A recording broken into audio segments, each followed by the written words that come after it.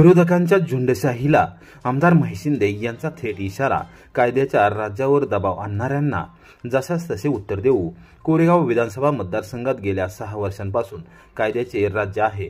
सर्वसामान्य आणि गोरगरिबांना न्याय देणे, त्यांची बाजू प्रशासनापर्यंत पोहोचवणे हेच आपले कर्तव्य आहे. मात्र काही प्रस्थापित मंडळी झुंडशाहीचा वापर करून प्रशासनावर दबाव आणण्याचा प्रयत्न करत आहेत. दबावतंत्र वापरून सामान्य जनतेवर अन्याय करणाऱ्यांना जशास तसे उत्तर दिले जाईल, असा थेट इशारा आमदार महेश शिंदे यांनी दिला.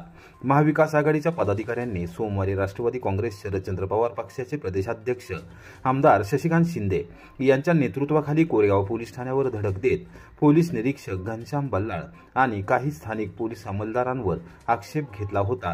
या घटनेनंतर राजकीय वातावरण तापले असून त्याचे पडसाद मंगळवारी संपूर्ण मतदारसंघात उमटले. सर्वसामान्य जनतेच्या आणि कार्यकर्त्यांच्या मागणीवरून आमदार महेश शिंदे यांनी मंगळवारी दुपारी 3:30 वाजता थेट उपविभागीय पोलीस अधिकारी कार्यालयात धडक दिली.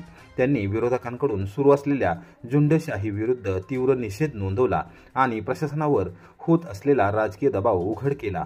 6 वर्ष कोरेगाव मतदारसंघ हा कायद्याच्या राज्यामध्ये चाललेला मतदारसंघ आहे. या मतदारसंघामध्ये गोरगरीब सामान्य जनतेला न्याय द्यायचं काम या ठिकाणी चालू आहे. प्रचंड विकास कामं या ठिकाणी चालू आहेत. असं असताना काल काही लोक या ठिकाणी पोलीस स्टेशनला आले आणि मीडिया पुढं बाईट दिल्या.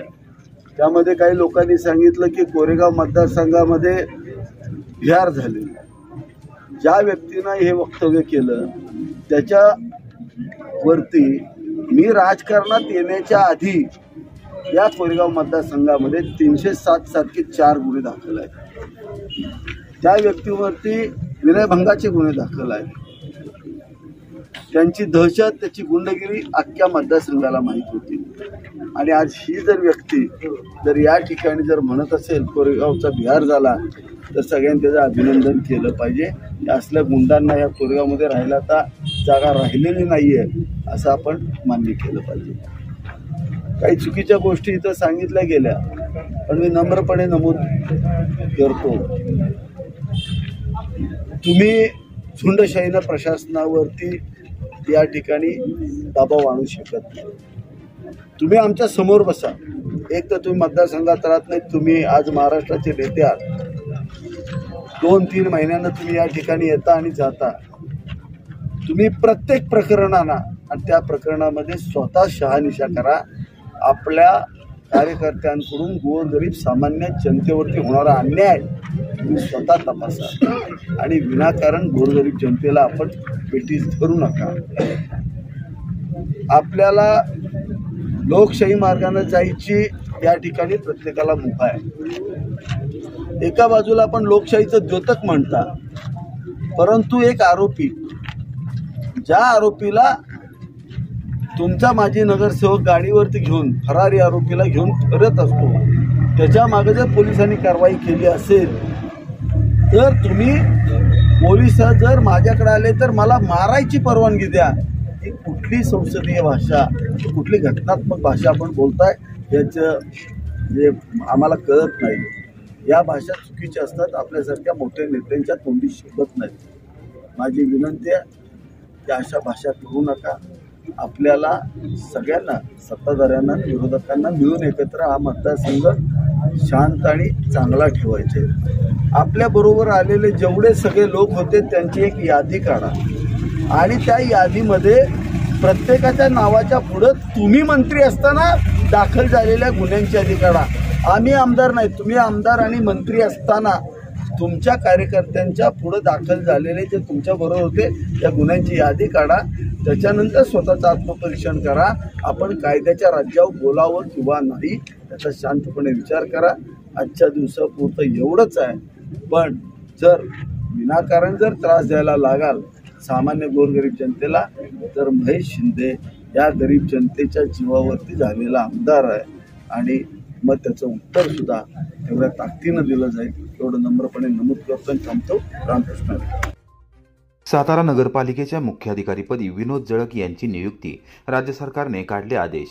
आगामी नगरपालिका, नगरपंचायत आणि महानगरपालिका निवडणुकीच्या पार्श्वभूमीवर राज्य शासनाने मुख्याधिकारी गट संवर्गातील अधिकाऱ्यांच्या मोठ्या बदल्या केल्या आहेत।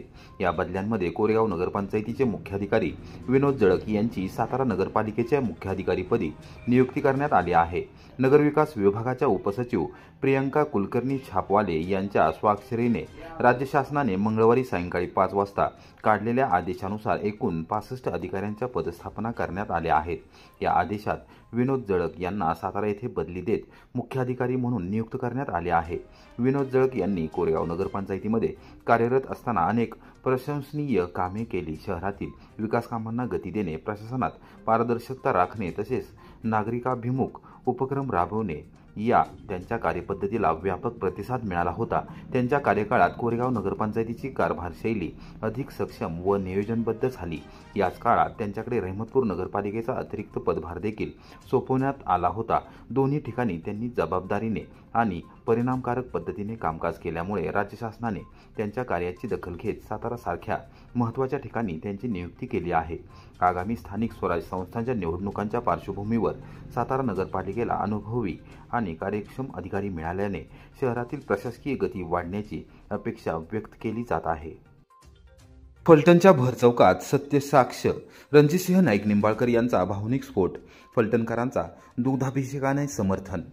फलटण येथील डॉक्टर युवतीच्या आत्महत्या प्रकरणावरून निर्माण झालेल्या राजकीय वादळाला अखेर माजी खासदार रणजितसिंह नाईक निंबाळकर यांनी सोमवारी रात्री उशिरा 8:30 वाजण्याच्या सुमारास खुल्या पत्रकार परिषदेत उत्तर दिले। माझी नार्को ॲनालिसिस टेस्ट करा, मी तयार आहे, अशा ठाम शब्दात त्यांनी विरोधकांना खुलं आव्हान दिलं। भरचौकात राज ठाकरे यांच्या शैलीत लाव रे तो व्हिडिओ म्हणत सर्व व्हिडिओ दाखवून त्यांनी नागरिकांसमोर संपूर्ण वस्तुस्थिती मांडली। यावेळी फलटणकर नागरिकांनी निंबाळकर यांच्यावर विश्वास व्यक्त करत त्यांच्यावर होणाऱ्या आरोपांना प्रत्युत्तर देण्यासाठी दुग्धाभिषेक केला। महिलांनी पारंपरिक पद्धतीने नजर काढली। भावनांनी ओथंबून गेलेल्या रणजितसिंहांनी त्या क्षणी अश्रूंना वाट मोकळी करून दिली। गेल्या काही दिवसांपासून टीकेचे धनी ठरलेले माजी खासदार यांनी अखेर जाहीरपणे आपली भूमिका स्पष्ट केली असून या भूमिकेनंतर फलटणसह राज्यातील राजकीय वातावरणात शांतीचा श्वास घेण्याची शक्यता निर्माण झाली आहे।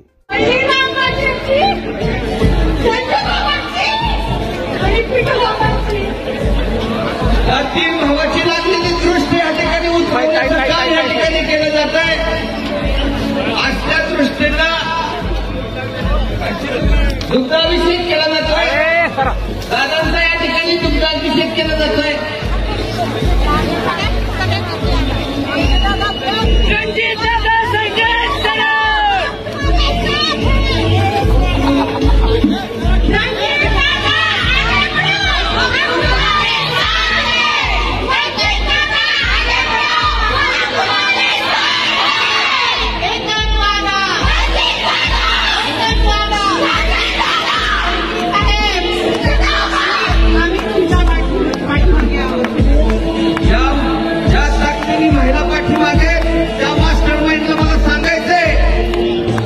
विचार करा, ह्या वयात आपण काय वागताय।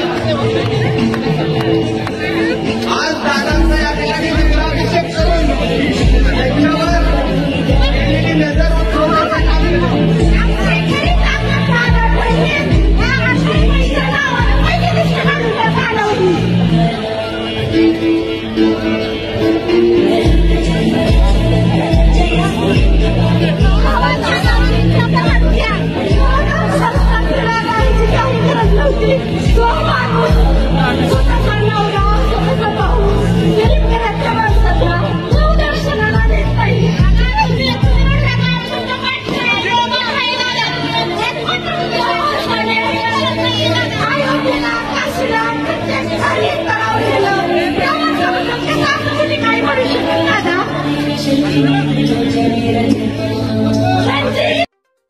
फलटणमध्ये निंबाळकर विरुद्ध निंबाळकर आरोप प्रत्यारोपांच्या राजकारणाने पेटला संघर्ष।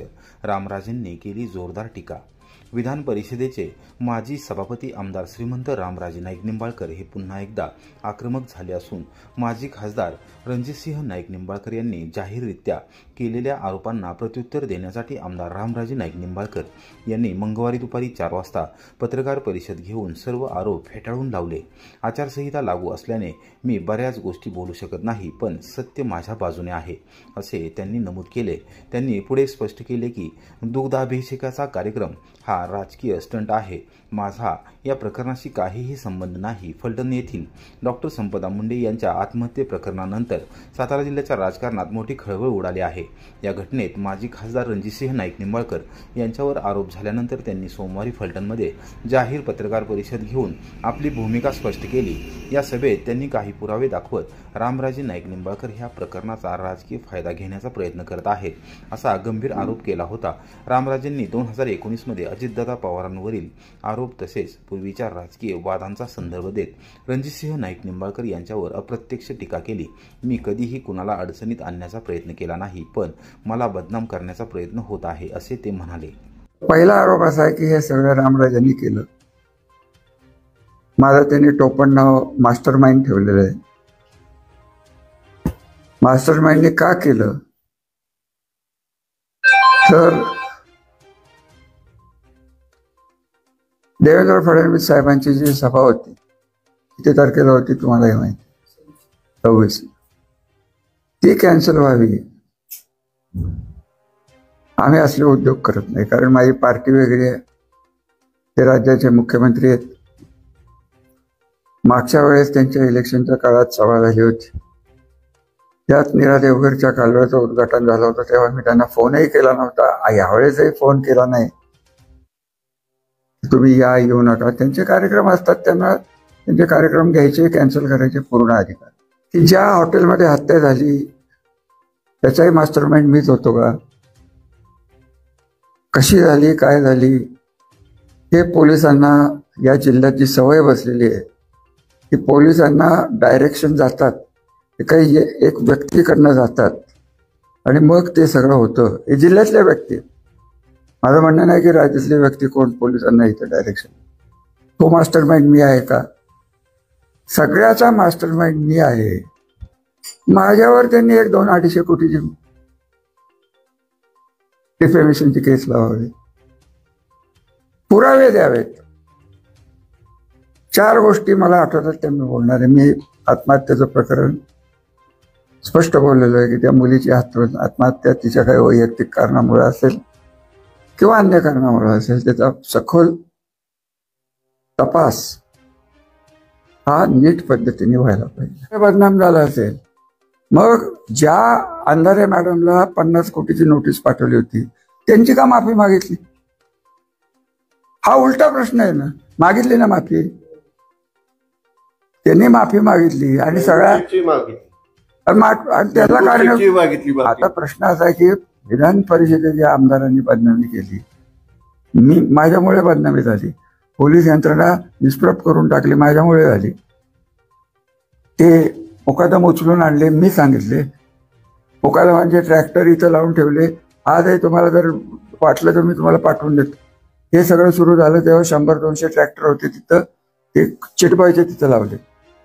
आणि तुम्हाला हेही सांगतो की 200, आता हे बोलणार नव्हतो मी, 277 FIR त्यांनी एका त्यांच्या सामान्य कामगाराला दुखवून ठेवलं होतं, त्यांनी अंधारे मॅडमला दिले। काय म्हणणं आहे तुमचं? मला नावही माहीत नाही, तर माणसाचं नाव माहीत, तुम्ही म्हणाल कोणी सांगितलं? आम्हाला आमच्या सोर्सेस